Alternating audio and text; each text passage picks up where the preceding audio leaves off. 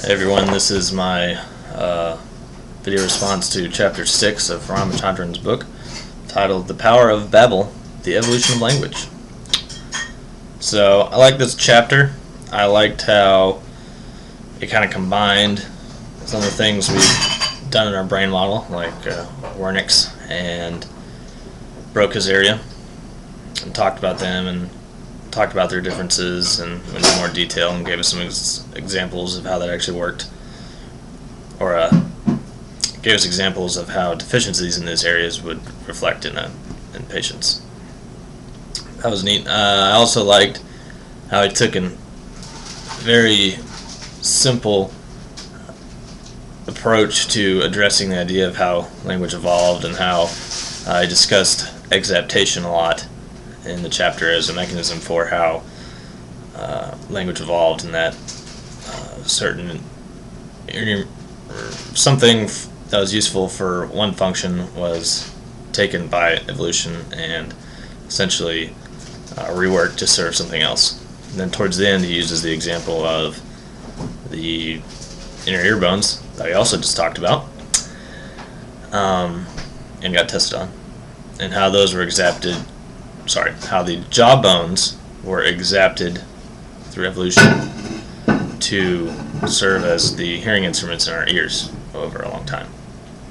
So that was neat. Now, one thing that kind of occurred to me, maybe I'm missing something or didn't understand the chapter fully enough, but when they're trying to figure out, what's the best way to tackle how language evolved, essentially, I would think that maybe we could do some intense baby studies. I mean, obviously we're born without language, yet we acquire it. So, obviously we have some sort of extra faculty there that, apes or primates or other primates don't have, that enable us to acquire language very quickly. But,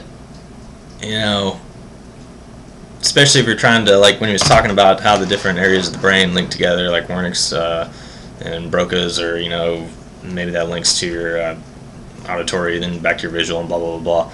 He has that that map on page, I forget.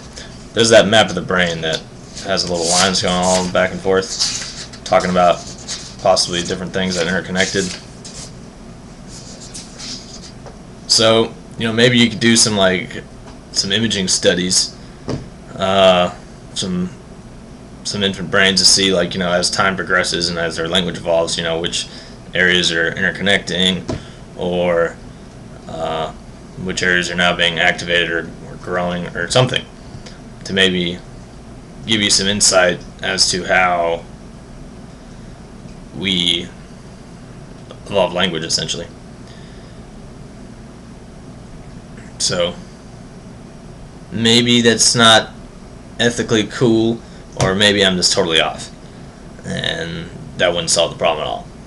But he really didn't mention that a whole lot in his chapter. So, just my thought.